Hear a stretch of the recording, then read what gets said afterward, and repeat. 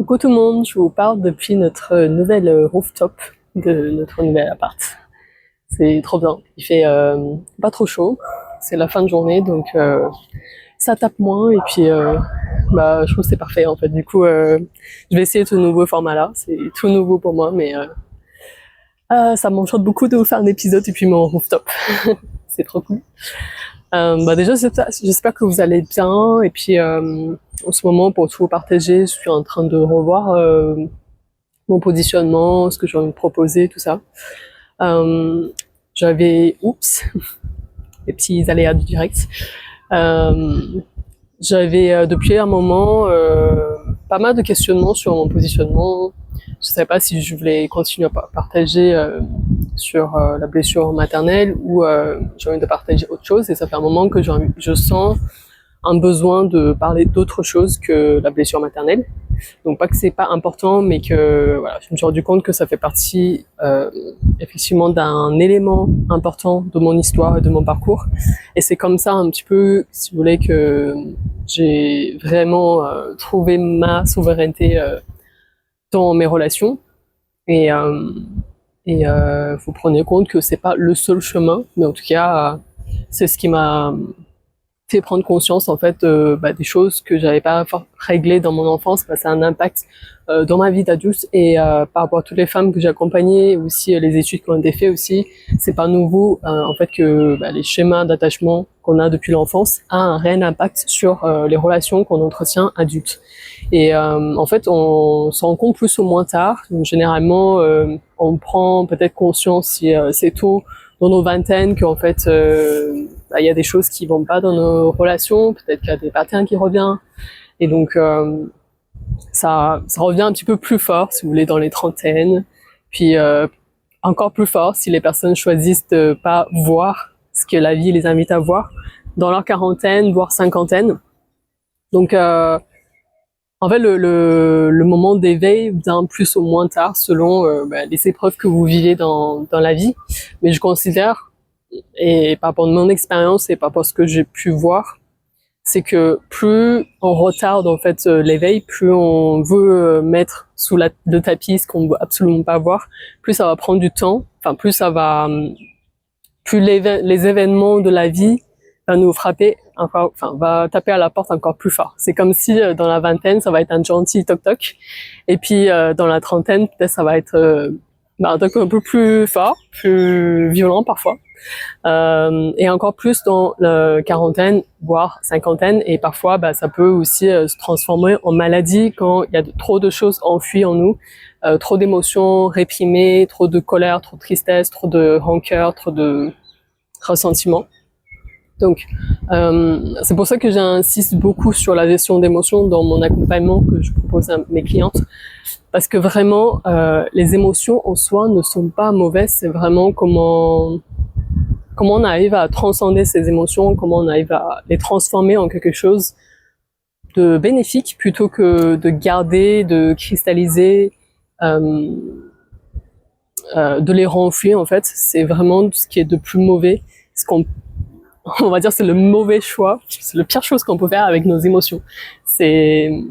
Donc c'est pas vraiment, voilà, c'est pas émotion en tant que telle que ça pose problème, c'est la façon dont on gère les émotions, le rapport qu'on a avec elles qui peut poser problème. Donc aujourd'hui j'ai envie aussi de vous partager parce que la dernière conclusion que j'ai aujourd'hui, c'est que effectivement, je vais continuer à vous parler un petit peu depuis mon propre expérience et mon vécu, parce que je me considère limite plus mentor que coach. Parce que oui, j'ai été formée au coaching, mais en fait, ce qui m'a poussé à faire ce métier-là, c'est aussi bien plus mon vécu que ma formation. Donc depuis l'espace de mentor, je peux vous dire que ce que vous nouez comme relation depuis votre valeur est très différent des relations que vous nouez à partir de votre blessure. Et en fait, bien sûr, tout ça, c'est très inconscient quand on construit une relation en basant sur notre blessure. C'est pas forcément consciemment voulu et souvent c'est très inconscient, mais c'est c'est souvent à partir d'un espace de peur, parce que quand on crée une relation à partir de la petite fille blessée, c'est-à-dire comme s'il y a un état qui a été cristallisé au moment où j'étais blessée avec l'un de mes parents, eh bien, au lieu d'agir en fait à partir de la femme adulte que je suis devenue, c'est comme si cet événement me ramène en fait à une version moins mature de moi, et donc moins mature dans le sens où je vais agir à partir de mes peurs.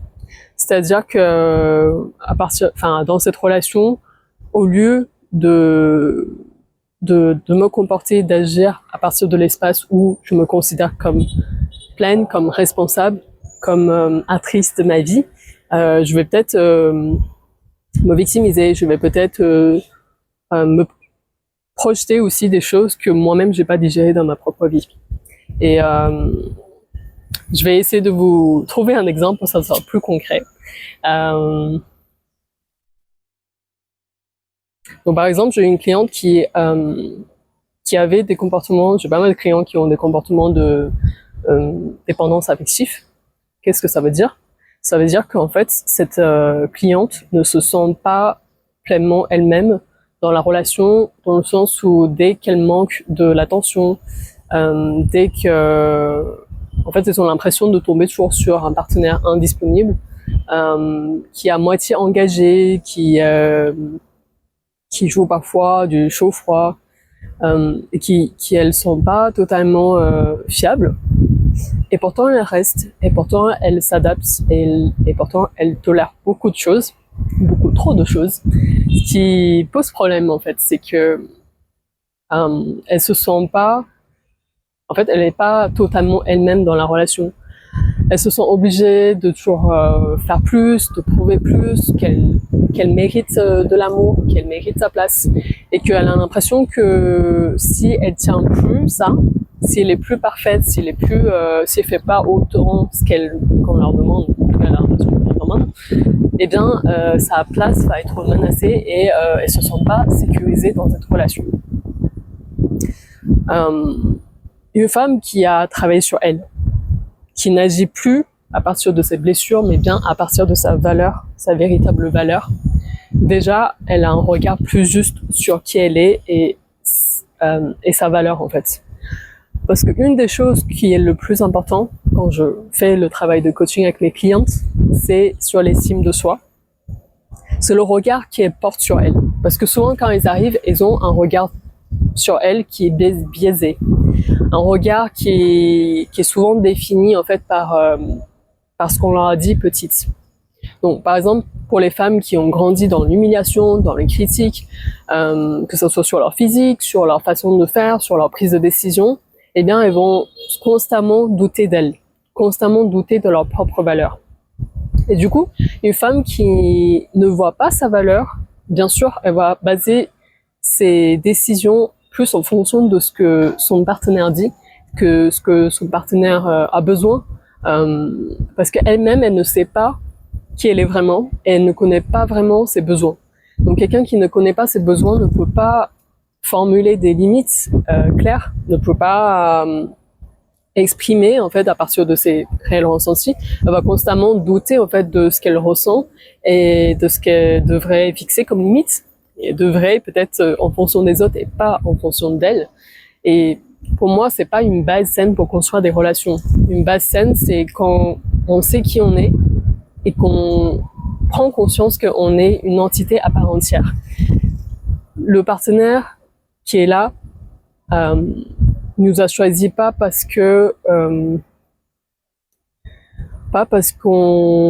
prouve notre valeur, pas parce que on est parfaite, pas parce qu'on est infaillible, pas parce que on sait tout gérer et que voilà, on est la femme forte. Mais ils nous choisi parce qu'on est nous-mêmes. On devrait sentir en fait, on devrait sentir nous-mêmes dans la relation et on devrait pas sentir en fait une pression à devoir être quelqu'un d'autre ou compenser quelque chose ou constamment devoir prouver sa valeur pour justifier sa place. Parce que si c'est votre cas, eh bien vous êtes probablement pas dans une relation saine. Et une relation saine, ça se construit à deux. Ce que je dis souvent aussi à mes clientes, c'est que admettons, si vous travaillez sur vous et que votre partenaire n'est pas du tout conscient de ses failles et ne travaille pas du tout sur lui, souvent ça va poser problème parce que s'il y a qu'une personne sur deux qui prend conscience, bien on peut, et que l'autre personne a visiblement des failles, tout ça, enfin, en fait tout le monde a des failles, mais je veux dire, si la personne n'a pas conscience que lui aussi il a du travail à faire et que lui aussi il a des schémas, etc., ça peut difficilement fonctionner à long terme parce que la maturité émotionnelle est hyper importante dans une relation long terme, dans une relation sérieuse, et que si vous voulez construire un projet de vie à deux, il faut que tous les deux vous soyez engagés dans la démarche et que tous les deux en fait vous avez en tout cas la volonté de construire une relation saine et épanouissante. Ce que je dis souvent aussi à mes clientes, c'est que si vous agissez comme une mendiante de l'amour, c'est ce que beaucoup de personnes qui souffrent un peu d'attachement anxieuse et en fait d'une peur constante qu'on leur abandonne, que leur partenaire va leur quitter, tout ça, c'est vraiment agir à partir de la peur en fait, de la peur, et souvent cette peur elle vient de l'abandon de leur enfance, de leur petite fille. Et en fait, ça vient réveiller à ce moment-là, et c'est normal. Je pense que vraiment, les relations intimes, c'est le meilleur espace pour voir où on est dans notre guérison, où on est dans notre avancement, parce que c'est là où, pop, ça va se réveiller. Toutes les blessures qu'on n'a pas guéries, ils vont être réveillées et nous demander, en fait, justement, d'agir autrement.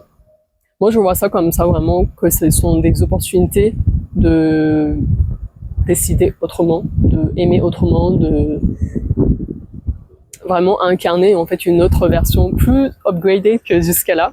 Et finalement, tous les challenges, toutes les situations où ça nous met en trigger, ça nous trigger émotionnellement, ce sont des choses où on a quelque chose à exprimer. Peut-être c'est la colère, peut-être c'est l'injustice, mais dès lors qu'on met en lumière sur d'où ça vient, la source du problème, en fait, ça va déjà beaucoup apaiser la relation, parce que souvent l'origine elle vient pas de là maintenant, mais elle vient d'une situation beaucoup plus ancienne, beaucoup plus familière. Et en fait, quand on apprend comment on fonctionne et pourquoi ce schéma se réveille, eh bien c'est là où on reprend notre pouvoir et on peut décider avec beaucoup plus de conscience qu'est-ce qu'on a vraiment envie de faire. Qu'est-ce qu'on a vraiment envie d'agir. Donc beaucoup moins à partir d'un espace qui a peur, mais plus à partir d'un espace où c'est rempli de l'amour, où c'est entier. Je dis souvent, quand on a le cup rempli à moitié, on va constamment chercher la source. On va constamment chercher d'autres cups, d'autres verres, pour remplir notre verre. Mais du coup, c'est là que ça crée en fait des relations de dépendance où c'est déséquilibré. Alors que si on prend déjà le temps de remplir notre propre verre, on a beaucoup moins besoin de demander aux autres de remplir notre verre parce que notre verre est déjà plein. Et donc toutes les personnes qui viennent à moi, ça va être plus probablement en tout cas des personnes qui ont aussi conscience qu'il faut remplir d'abord leur propre verre, et qui vont être moins dépendants de vous parce qu'ils ont aussi conscience que, ils ont leur verre à remplir en premier. Et ce n'est pas du tout un acte égoïste, je le répète. C'est vraiment plus de la conscience de soi. Et quand on crée des relations à partir d'un espace beaucoup plus conscient, beaucoup plus mature, c'est là où on a plus de chances de créer des belles relations, des relations équilibrées, des relations où on respecte les besoins de l'autre et on se sent respecté. Et donc, c'est beaucoup moins drama, c'est beaucoup plus apaisé, c'est beaucoup plus durable aussi, parce que c'est vraiment une maturité et aussi la façon dont on communique va être beaucoup plus fluide et beaucoup plus agréable pour les deux partenaires. Et donc voilà, c'est super important parce que, et oui, en tant qu'être humain, on évolue et donc le couple aussi évolue. Donc c'est important qu'on puisse garder une communication qui est saine, qui va vers le progrès, qui permet en fait les deux partenaires de grandir ensemble. Et pas pour écraser l'autre, et pas pour dominer, pas pour dire que moi j'ai gagné. Ça n'a aucun sens. Mais vraiment, vraiment agir à partir d'un espace où tous les deux sont matures en fait et partagent la même vision.